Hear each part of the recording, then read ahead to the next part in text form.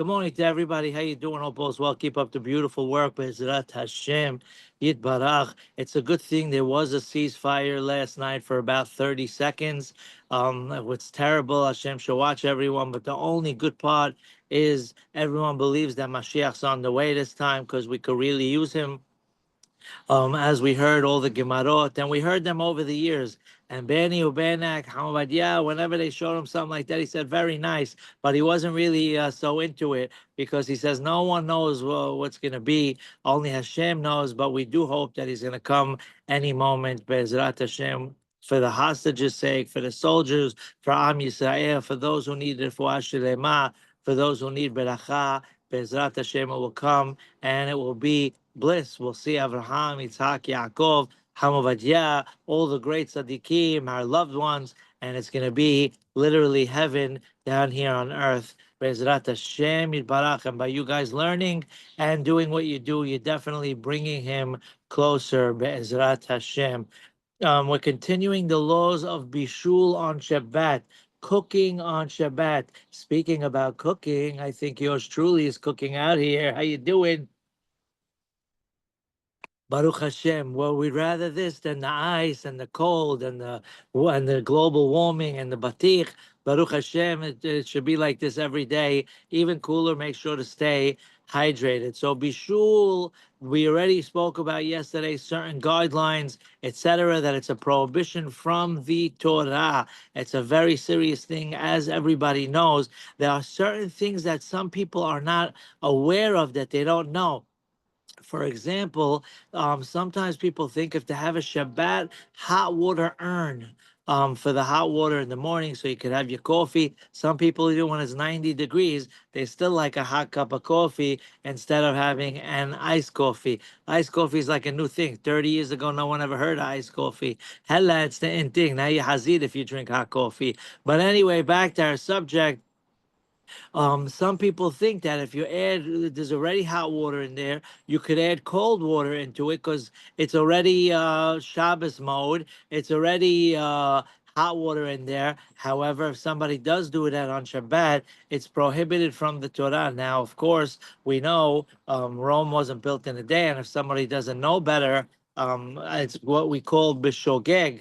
However, if someone doesn't know it, the laws, it's also not an excuse, as we say, because not knowing is not an excuse for the law. But Baruch Hashem, in our community, everybody knows, everyone goes to classes, and they do what they're supposed to. So now, regarding cooking, what's the law on electric? Is electric considered a fire or no? So one time, someone once told him, Rabbi, electric's not really a fire on Shabbat. So Hamad says, no problem. Let's go have a coffee. You sit on the hot plate and I'll sit on the chair, and you tell me if it's considered fire or not. So the rule is when you have a heating element, what they call in Hebrew guf chimum, a coil that gets hot, that halachically is considered fire on Shabbat.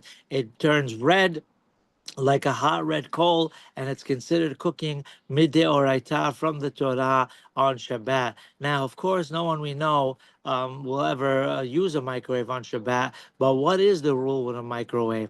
Is a microwave considered cooking from the Torah on Shabbat? Because a microwave doesn't have the heating element, the coil. It just heats up with radiation, etc. And the rabbi brings down a machloket. Some say it's still from the Torah, but most rabbis today say it's only from the Chachamim. Now, I should take out the word only. We don't say only from the Chachamim, but it is prohibited from the Chachamim. Some people, they hear the words, oh, it's midirabanan, oh, no problem. We know that Shlomo HaMelech writes, if somebody breaches the fence that the Chachamim made, the punishment is a snake, God forbid. Now, it doesn't really only literally mean a snake. It means that just like a snake has a tiny hole and it's poisonous and makes a tiny dot on a person, God forbid, a million times, but the venom could kill a person, so too messing around with the words of Chachamim are a very serious item. So a microwave is mahloket, it's midrabanan, but still it's prohibited on Shabbat. But the rabbi tells us some food for thought. I don't know if this will really happen, but it's possible. Let's say somebody cooks something before Shabbat in a microwave. Now we know where you're allowed to heat up things that were already cooked before Shabbat. If they're dry, we'll get to it momentarily as well. You're allowed to reheat it on a hot plate or a blech, as long as there's no, revealed fire. So now, and bishul, ahar bishul. So now, what's the law? Somebody put a piece of raw chicken in the microwave, right? Some people are thinking, who in heaven's name are eating chicken in a microwave? Well, whoever said that never went to a yeshiva dormitory. In the yeshiva dormitory, God bless, they'll eat anything and everything. Believe it or not, in the old days, they used to take an iron and put it upside down in the dresser, close the dresser on the handle. I don't know if you could do it with today's irons, and they would get a pot of food and start cooking in the yeshiva dormitory. So anything goes, and God shall watch them, and they're really holding up the world, these yeshiva guys who learn all day. Yishtabach shemo la'ad. So now somebody cooks food in a microwave. Are you allowed to heat it up on Shabbat morning on the hot plate? And the answer is the rabbi says we should be strict and not do that. Why? Because since it's not really cooking on Shabbat, when you cook in a microwave from the Torah, so it's a lighter cooking, it's not really halachically cooked. And therefore, if you put it on the hot plate, which is a coil, which is cooking from the Torah on Shabbat, that would be prohibited. And he brings the rabbi, God bless, a couple of other examples. Number one, cooking in the sun. We spoke about yesterday. Yes, there was a kid in school told me, Rabbi, I'm so hot. My father calls me son. How you doing? Anyway, short story long. If someone cooks in the sun, we said yesterday, halachically, you're allowed to. So if it would be that someone did cook in the sun, or even something that's derived from the sun, right? Yesterday we said, if you take hot water, heat it up in the sun on Shabbat, and then cook an egg in that hot water, that would be prohibited, but it's only prohibited from the Chachamim, because the rabbi said someone would make a mistake and say, if I could cook in a hot water from the sun, I could cook in hot water from the stove or the urn, and obviously you're not allowed to. So the rabbis came and made a fence. But at the end of the day, it's midrabanan. So if someone did cook something, if that would happen, which it could happen today, God bless. As we said, there's a heat wave. That's why I took off my scarf just for a half hour. We'll put it on later. Bezrat Hashem, b'li neder. But anyway, so if anyone cooked in these fashions before Shabbat, you cannot heat them up on Shabbat on the hot plate, like we said, because it's not officially halachically cooked. There's one more example that I don't think we have around here, are hot water springs. The Gemara talks about Hameh Tiberia, the Tiberias, God shall watch our people, and Eretz Israel. In Tiberias, you have the hot water springs. They have the hammam. They go in the banya, and they do the whole sauna item together, sitting in those hot springs. Where are those hot springs heated up? Ask your local rabbi, because it gets a little graphic in the Gemara. But cooking in there is also not prohibited from the Torah on Shabbat. So if anyone would cook any of these kind of things before Shabbat, you're not allowed to heat them up on Shabbat on the hot plate. So the real example that really might happen is the microwave. I don't think anyone's really cooking in the sun, but like we said, you never know with the yeshiva guys. God bless, they're always trying to come up with new ideas how to cook. When it comes to the laws of Isur v'Heter, meat and dairy, something not kosher that was cooked together, there's a concept called kavush kimevushal. Something that's pickled is considered like it's cooked.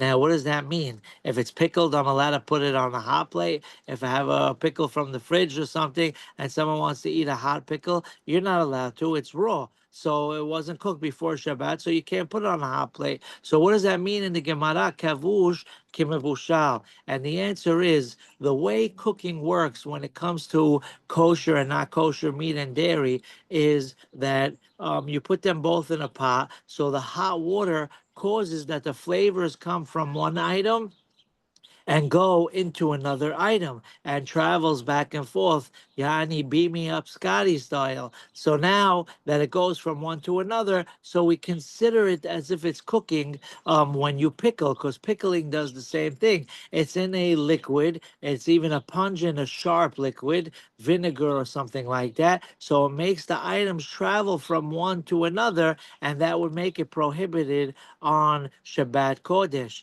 You would think because it's kavush kimavushal. When it comes to meat and dairy, that is a problem because the flavor goes back and forth from one another. What's the law on Shabbat? And the answer is, according to the Torah, pickling is not prohibited on Shabbat, but the Chachamim came along and said it looks like cooking because of this concept of kavush kimushal. The same thing applies to salting on Shabbat. There are other things as well, other melachot that we will speak about, but if someone wants to make pickles out of salt, etc., you're not allowed to on Shabbat as well, because of this concept of, since it being prohibited in the laws of Isur Veheter, kosher and not kosher. So on Shabbat, our rabbis came along and prohibited doing such a thing. Therefore, if you have pickles on Shabbat and they're not ready, sometimes they make the lifit, the turnips,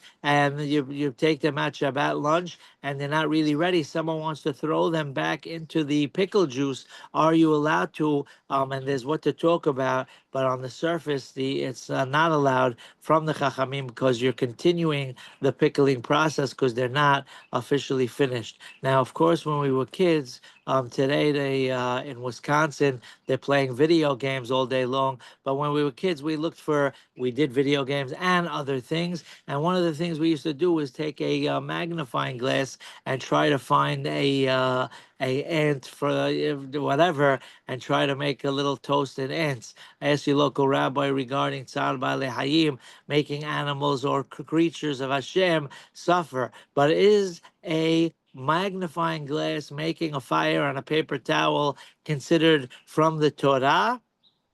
Oh, it's prohibited. And believe it or not, even though it's from the sun, but Hamadiyah says it's making fire. And since it's making fire, he says it's prohibited from the Torah, believe it or not. Today we had to cut the class short. We will continue tomorrow with good health. I hope everyone has the greatest day. Keep up the great work. Good things always. Besorot tovot, yeshua v'nehamot. Stay tuned tomorrow. Same Torah channel, same Torah time, and have the best day. All the best. Bye.